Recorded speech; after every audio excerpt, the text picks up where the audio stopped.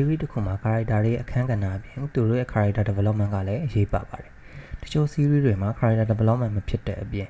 မိန်သွားတဲ့လူတွေရှိတယ်လို့တချို့ series တွေမှာဆိုရင်လည်းအစပိုင်းတွေထက်အများကြီးပိုကောင်းလာတဲ့လူတွေလည်းရှိပါတယ်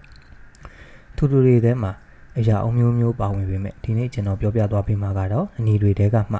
character development အကောင်ဆုံးအနီရောင်9ယောက်ကိုပြောပြသွားမှာဖြစ်ပါတယ်။နံပါတ်9ကတော့ Cold Event Power Ranger White Force Red Ranger ဖြစ်ပါတယ်။ဖိုးကအစားတော့ကဘာမှမသိတဲ့တာဇန်တော်သားလေးဖြစ်ကနေစတင်ထားပြီးတော့နောက်ပိုင်းမှာတဖြည်းဖြည်းနဲ့ပိုကောင်းလာပါတယ်။လက်စားချီဟာအကောင်းဆုံးဖြစ်ရှင်းလိမဟုတ်ကြောင်းရင်ထဲကစကလုံးတွေကသာအဓိကဖြစ်ကြောင်း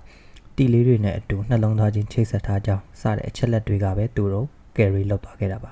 ။နံပါတ်6ကတော့ West Colin Power Ranger Time Force Red ဖြစ်ပါတယ်။သူလည်းအစားတော့ကတထေးသားပေါ်ကျော်လေးအဖြစ်စတင်ထားပြီးတော့နောက်ပိုင်းလူတွေကိုကိုကြီးချင်းနဲ့စိတ်တဲ့အရင်ခံကနေပဲကောင်းမွန်တဲ့အနီရောင် Ranger တယောက်ဖြစ်လာစေတာပါ။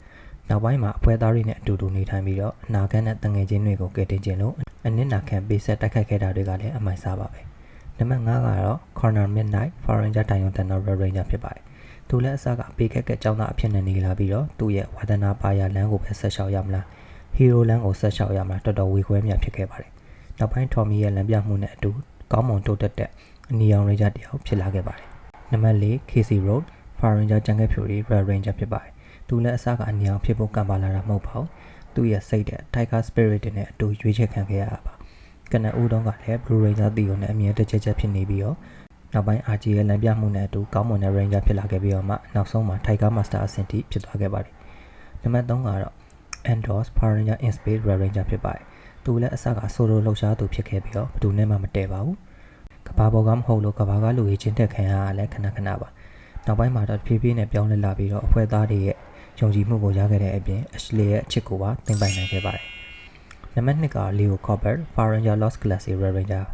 သူလည်းအစကပေါ်ပြက်အပေါ်ကျော်တပဲနေခဲ့ပြီးတော့ဘာမှလည်းတိတ်မချတတ်ပါဘူး။နောက်ကြမှာလေးချင်ရင်လည်းပိုပြီးတိုးတက်လာတယ်လို့ခံစားချက်ကလည်းပိုပြီးပြင်းပြလာပါတယ်။ဥဆောင်နိုင်မှုအနစ်နာခံမှုကလည်းပိုပြီးတော့ကောင်းလာပြီးတော့နောက်ပိုင်းမှာအသက်ပေးပြီးတော့ tracking ကိုအမောက်သိခဲ့ပါတယ်။ဒါဆိုနံပါတ်1ကဘယ်လိုများလဲဆိုတော့ Jack Landor Power Ranger SPD Red Ranger ဖြစ်ပါတယ်။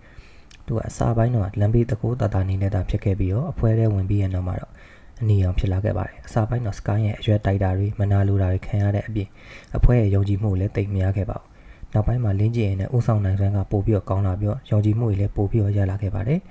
Sky နဲ့လည်းပို့ပြီးတည့်သွားပါတယ်